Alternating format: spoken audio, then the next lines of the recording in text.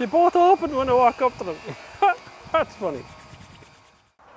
Now for something a little different. There's a lot of these small SUVs hitting the market in Ireland, and I have picked two of the top of that chain to find out which one is the best one. The Peugeot 2008 in petrol form, 3-cylinder version. I think it has 7 speeds and a gearbox. This one is also the petrol version of the Renault Capture. This is the little baby car that actually started this segment off properly. Both of them are low CO2, both of them are automatic. I've tried to pick two cars that are very similar to one another and see which one I would pick most. So let's find out which one of these is the best in the segment.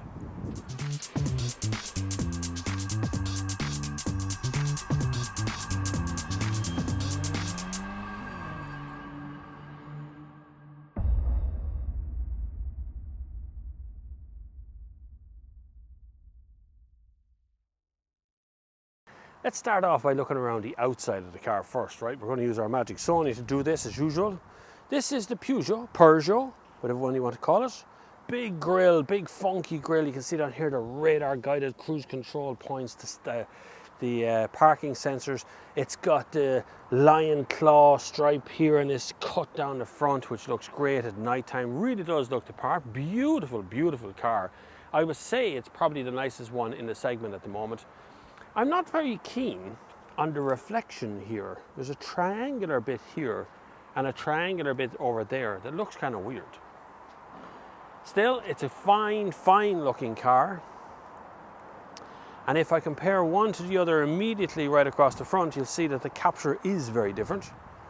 It doesn't quite have that dominant grille, yet there is a lot of chrome going along. You do find that on French cars, particularly Renault. They rely quite heavily on a bit of chrome to make it happen. I do like the stripes up the bonnet here, these lines that are along the bonnet. The headlights are much bigger in the Capture than they are in the Peugeot. The wheels are pretty much the same. The wheels on a Renault are slightly smaller, but the side profile is the same. And then if I come around the back, you see the Capture has the C, the kind of C here on both sides, and the Peugeot then is a lot less active like that. Peugeot has a couple of fake exhausts down here. Renault didn't bother with a fake one, they just have one real one over there, and that's it, pretty much. Really, really nice exterior on both cars. Both of them have the floating roof. You can see the black roof here and the black roof here. It's more prominent on the Renault because of this chrome strip down the side of it. So it does make a good separation between the roof line and body. This one has less of that. This colour is extraordinary. You'll hear the cars opening and closing there as I get close to them and walk away from them. That happens all the time. Now I would say the looks department is slightly edged on the Peugeot. I would say the Peugeot probably has the looks ever so slightly. A little bit too much chrome on the front of the Renault. I think detracts from the colour. But the colour of the Renault is brilliant. Right, it's getting a bit noisy in the yard there. A lot of stuff going on. This is the interior of the Peugeot, or Peugeot. I'm sorry if it has to be one or the other. There's a little bottle holder here in the middle and one behind that, which is pretty good. Now, the Peugeot has a small steering wheel, and this small steering wheel has bothered me since it came out in the beginning. I'm getting used to it, but it's years of getting used to it. It's fine in the E208, it just doesn't suit the bigger car. This bigger car means you're sawing away at the steering wheel when you're driving along the road. Anyway, it does have the floating dashboard, which I quite like. If I start the engine, you'll see that more clearly. Actually, you have to press and hold down the button to start the engine anyway. So it has the floating 3D dashboard. That is an option, okay? So before you get excited, it's an optional thing. And we also have the touch screen here in the middle, which is very, very good. Has Apple CarPlay, Android Auto, works perfectly well. Has the air conditioning on the touchscreen. That's a demerit point. I don't like that. I prefer knobs to deal with that sort of thing. We've also got down here a little list of stuff you can click on physical buttons. The row of buttons above them are not physical. You actually touch them and it does things to it without pressing a button. You know what I mean? So there's the air conditioning brought up to a full menu like this. Or if you want to and you're in the music section, you can do it by pressing there. Okay? But it does involve clicking, pressing. I just wish they would go back to normal knobs, okay? So below that, there's plenty of storage. You've got USB here, USB-C there. Here you got this kind of fold out thing with a wireless charging tray is in this car. And then below that is another tray with a 12-volt socket. Then you have this handle for changing the gears. And then you're back into some extra storage back this way, down here. And then there's all right storage in the doors. But very little storage in the glove box here as they put the fuse box on that side. Love the swoopy lines of the dash layout itself. It suits the E208 much better than it suits this car to have the small steering wheel and the robotized gearbox. That is still a sort of a robotized, we'll get to it when we drive them, but there is a when you're trying to change gears, especially at lower speeds. Anyway, let's have a look now at the Renault, see how that compares. Now, getting into the Capture is an experience in itself, because it actually sort of starts up from the minute you get in with the key in your pocket, and it has this satin interior is an option, but I love it. It's crazy, but I love it. I absolutely love it. I think it's a lovely thing. I think if you're going to go colours, you might as well go all out and get this crazy sort of orangey colour. It's lovely. And it has a satin, soft satin feel. You can see there when I'm touching it, it has a lovely satin finish to the whole thing. It's quite nice. Seating position is pretty good. Renault, bonus points, have knobs for doing the air conditioning. Whoa. Oh, I don't know where the volume control is though. Hold on a second. Stop talking, radio 1. Now, there we go. Yeah, so that's a push button. I imagine there's controls up here for that as well. They have a tray here, not a wireless charging tray. It doesn't have a wireless system on it. There is sort of a mobile phone holder down here in a sort of a weird way. I wouldn't put my phone probably wouldn't fit in that. Then you have this kind of handle in the middle, and then the whole console seems to float here underneath here. There's nothing here underneath this. It's very, very good. Now, as interiors go, Renault has this. So exteriors go to Peugeot, interiors go to Renault. This interior is gorgeous, full-size normal steering wheel, very comfortable. Manual dash, so you're looking at, there's some digital bit in the middle, but then manual gauges on either side of it. As far as I'm aware, that's a standard dash, and that's a standard interface. So this is all standard stuff you're looking at in this car, even though the satin interior and the other bits and pieces will be a little bit of an option to go with it. Definitely bonus points for the air conditioning being on knobs that I can control at any point when I click auto like this, and it just goes, on she comes. Works brilliantly, infinitely controllable and very, very comfortable. So let's compare the back seats to see if they're any bigger or smaller. Right, we're going to start with the back seat of the Renault. Now get in carefully because the Peugeot's right beside me. That's why I'm slowly opening that door. Anyway, the back seat of the Renault has plastic backs, right? So this is good, solid, but flexible plastic back. Good for parents because kids put their feet against that. You know, small kids in child seats put their feet against that sort of stuff. There's map holders on back of both seats. You get a 12-volt socket back here, and you get 2 standard USB ports and vents. So there's plenty going on back here as well. This is pretty good. There's no armrest in the center of it, but you probably would fit 3 people uncomfortably for a long drive. Comfortably 2 people, obviously, easy peasy. And there's a glass roof in this one. And it's quite nice back here. Like, it's a pleasant place to be. I quite like it. It's not too dark. It looks dark on the camera maybe, but it's not too dark back here. It's okay. Plenty of room, plenty of headroom, plenty of every room. Let's have a look at the Peugeot. So, the back of the Peugeot. Well, it's a lot darker. Even though there's a bigger glass roof in this, it feels a lot darker and heavier back here. And when I close the door, it's a good old thud. Although I do feel the back of this is much harder plastic in the back of this with the little nets here as well. So there's nets on the back of this, but this plastic is kind of scratchy. Again, good for kids. Kids punch in the back here the whole time. 2 standard USB ports, no air vents back here, no center armrest. And you would fit same size as the Capture. I think you'd fit probably 3 people uncomfortably for a long drive, or 2 people relatively comfortably at the back. Slightly bigger glass roof in this one, and yet it doesn't do a whole lot to alleviate how dark and dank it feels back here. It feels heavy in the rear of this car. It's pleasant, plenty of room, plenty of headroom, enough leg room, slightly more leg room in the Capture. Now, let's have a quick look at the 2 boots in the car. So I got a bit of noise in the background, and I'm on a step, so I'm going to look taller than I actually am for a second, but this is the 2008, and then the Renault Capture.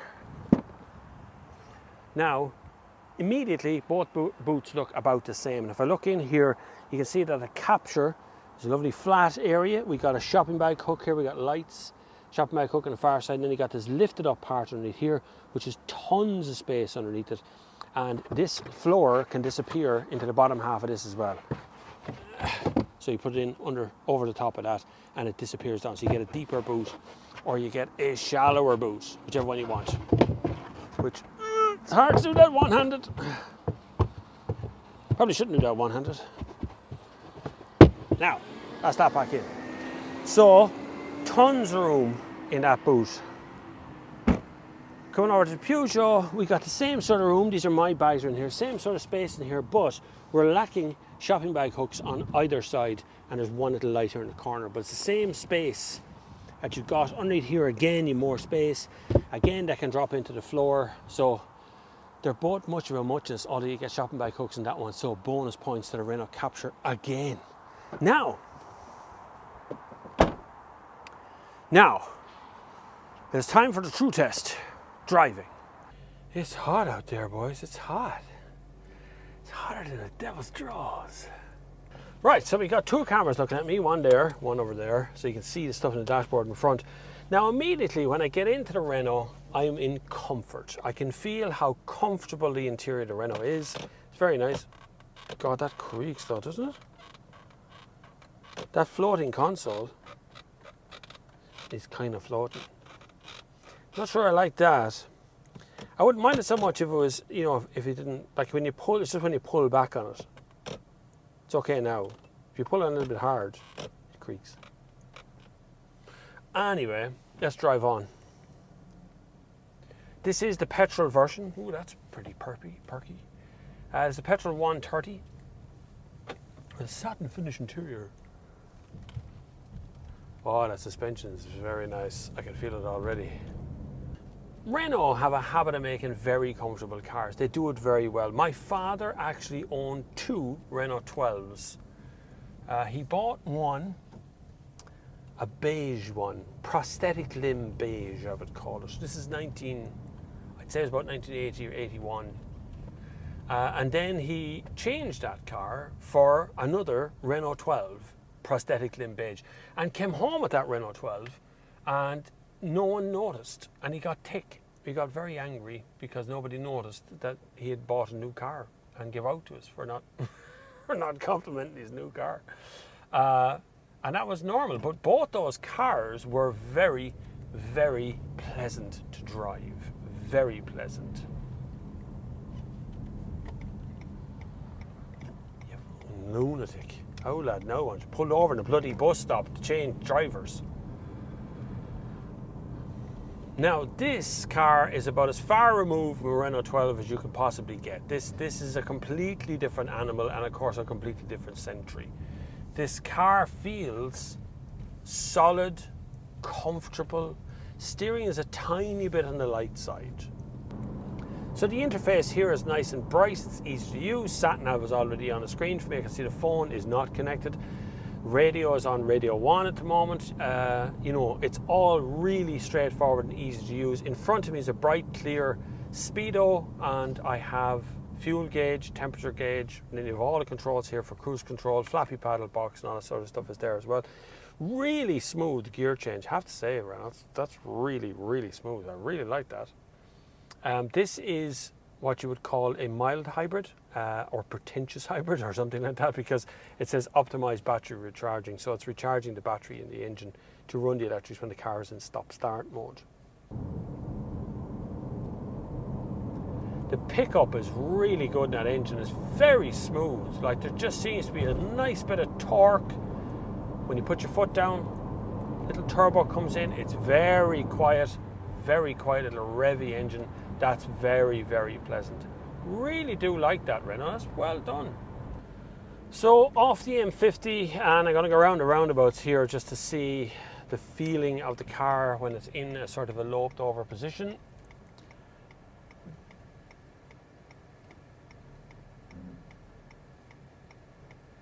My God, the traffic, that's... How do you people in Dublin put up with the traffic at these places? You never get anywhere in this town unless you cycle or run. I'm just going to go there. Just going to fit the car in that space. Goodbye. I have no patience left, and that's me. I'm finished now. Traffic is dreadful in this town. Honest to God. How do you just put up with it? Stop it. Now, yeah, car feels very tight. Feels very nice to drive. This is a lovely car. I love that big steering wheel. I love that. It just feels very well put together. That engine is gorgeous. That is such a plummy little engine. That's very nice. That just sounds like a normal petrol engine, you know what I mean? It just sounds like a petrol engine should sound like any petrol engine over the years. Very pleasant, to be in, I have to say. So, drivability, livability, the way I feel in here, the position I am inside the car, I'm going to have to go 8 or even 9 out of 10 here. This is really, really nice. Letdown is that creak from this thing. If you put your hand on top of it, it kind of creaks there a little bit. That's because there's just no support underneath, so putting weight on is a problem. You won't do that very often. It's just the first thing I noticed. I love the satin finish on the dash. I like the power, the torque behind that. It's very nice. That's good pickup to go with that engine as well. That's very pleasant. Well done, Renault. I like this a lot. Let's have a spin in the Peugeot. See the difference. Now, straight away, I don't have a knob to turn down the speed of the fan, right? I have to go in and do that, which in itself is not totally inconvenient, but I would really rather a position to be able to go, knob, just no, turn it down, in a story. Just me, right? Anyway, listen to the engine. That's a 3-cylinder effort that's out there, and it's coupled to what would have been called a robotized gearbox at one point as well, which is essentially a manual clutch, a manual gearbox that has had the physical clutch removed here, but it still exists, and a robot changes it for you. They've improved the software. It's quite some way. It used to make me seasick. Really did. It would make you hurl. And if your kids were in the car with you, the kids go, "Daddy, please pull over, I feel sick." That's what happened in old robotized gearboxes. Now it's much cleverer now, much more well sorted. And when you put your foot down, it doesn't hit you in the back of the head every single time with a gear change. But it is still very noticeable at lower speeds. So when you're trundling about like I am right now, just trying to head towards the M50, same route as I did last time, although I'm going northbound on the M50 this time, you can feel that as it can't decide what gear it needs to make moves. Now, the other problem with this is it's physically a much bigger car than the E208 I was driving recently, right? Which has basically the same interior and basically the same small little steering wheel. Now, the problem with the small steering wheel is when in a big car, because I'm further back from the steering, from the actual wheels, I feel like I need to adjust that steering wheel the whole time to find the point of the road that I want to be on. And that disturbs me greatly. That when you're driving along, like I am right now, chilling out, trying to drive up through here, I find I'm having to adjust the wheel all the time. That just doesn't happen in the Renault Capture because it's a full-size steering wheel. It's normal size. This feels like a little mini go-kart. The interior of this, because obviously the colour is very different, the Renault has the satin kind of gold look to it, so it does feel very bright in the interior. This feels much darker because we are just looking at a black dashboard with some yellow stitching. At night time there is a lovely little green glow from stuff inside of here as well. It's very pleasant in here. I'm not dissing the interior at all. I think the interior of this is probably one of the best on the market. Colour wise, the Renault has it though because of that lovely dashboard. Comfort wise, the pedal box is actually plenty big for my feet. I have big feet, and my leg rests nicely against that area there, and it's not uncomfortable. The materials used are all pretty good in here as well. The major problem I would have is just the little steering wheel and everything being on that touch screen. which really makes the interface a pain to use. You know, it really does. There's so many little things that can be taken out of that interface. You know, if you were to move the heating controls to where all these gazillion buttons are, like, look at, there's 1, 2, 3, 4, 5, 6, 7, 14, 15, 16 buttons and one wheel. That's the volume on the radio, by the way, that one there. But 16 buttons of some sort to press. You couldn't make one of them a knob. No, I couldn't have a knob on this end, just turn the things up and down.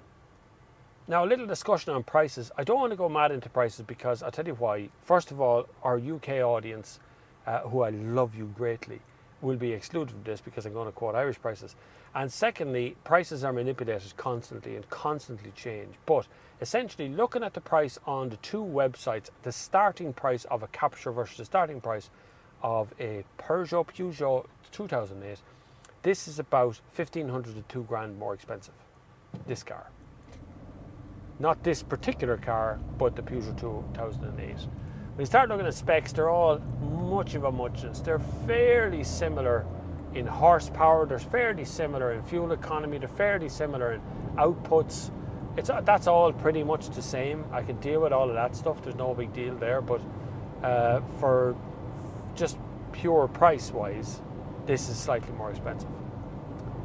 Now look, there's no point going back to a big old roundup thing. Let's just look at this logically. Which car would I choose if I had the choice of just these two cars? And don't leave me a message in the comments. Tell me what you would choose out of these two cars. But give me an idea of what other cars you think in this segment you'd be looking at. And in this segment, so I'm not particularly looking, you should go out and buy an estate car. I know, as well as you know, if you're an experienced car enthusiast, you know bloody well there's massive value to be had in saloon, in hatchback, in estate cars right now, because people are buying these things. And that means that there's great value to be had in other brands. But leaving the other brands out for a minute, or leaving the other models of car out, what kind of SUV are you actually looking at? I mean, there's such a plethora of them here. There's like Volvo with 70,000 euros worth of a PHEV versus these in the same segment. Now for me, the Peugeot here has it on looks. The look of this car is outstanding. It's gorgeous looking, it's very pleasant, it looks well, particularly in this colour, but looks well in some wild colours as well, are brilliant, you know. And I know you lot will probably go out and buy a silver one, but I kind of like these red ones or green ones or whatever colour to come up with. But in all other respects, the Renault has it. I think the interior is nicer, it's a nicer place to be, it's a bigger interior, it feels bigger inside, it feels more spacious. The pedal box is nicer, I'm not leaning against this inside the Renault. My God, that is a Suzuki, a 00 Suzuki, or sorry, a 00 Honda logo, a Honda logo. That's the rarest car on the road right there in front of me. And there's a man who looks like he bought it new driving it. A dreadful car, by the way. It's a dreadful thing. It looks like drizzle, and it probably drives the same thing. Anyway, back to the two cars. The Renault Capture has it on the interior, definitely, and only slightly loses out, only slightly, on the exterior. The Capture is also a little bit cheaper than the Peugeot to buy initially, and you know, even when you start trundling up through the specs, the Capture is still going to be slightly cheaper. The interior quality is slightly higher in the Peugeot, but not by much. There's no creaky bit here in the middle, obviously, and there's a wireless charger in this as well. So they're very similar, but just ever so slightly ahead has to be the Renault Capture. I think it's a really, really good car. A really honestly good car, like it's not trying to be anything else. It's just an honest, normal French car that you can spec up to being very, very stylish and a very pleasant place to be. Right, so I want to know what your thoughts are. You tell me what you would choose out of two and why. I need to know why. Don't just go, I'll have the Peugeot. I'll have the Honda. I want to know why you'd choose those cars. What's the reason behind it? Which one is your favourite? Did you like either of them? Would you buy either of them? Would you buy something else entirely? Let me know in the comments down below. Thank you very much for watching. Please consider looking at the Patreon attached to this channel. It really is vitally important to support the channel. It's a tough time with COVID-19, with work, with trying to get things done. It's really tough at the moment to get all of these twin tests done and to get all the filament done that I need done before the sun disappears and we're back into winter again. It becomes difficult then at that point. So if you can, I mean, I'm getting 4 and 5 cars a week to try and do this test as often as I can. So if you can support the channel, I really would appreciate it. We're going to have a Zoom call in the next little while. Everyone's going to get together and we're all going to have a Zoom call together. All the Patreons, all the channel membership guys, all going to make their way in there. It'd be great to have you along. So hit me up on the Patreon links down below. Sunday service will return very soon. If you're watching this months from now, this is recorded in August. It is August, yeah, August. So if you're watching this months from now, it's probably already back. But it's going to be back this month, towards the end of August. We're going to be at Sunday service every Sunday at 2 p.m. And that will return. Thank you very much for watching. And until the next time, I will see you on the far side. That guy slowed down, by the way. That's why I've undertaken him. He just suddenly hit the brakes there beside me and I went by him. Take on, seems I'm only doing 95.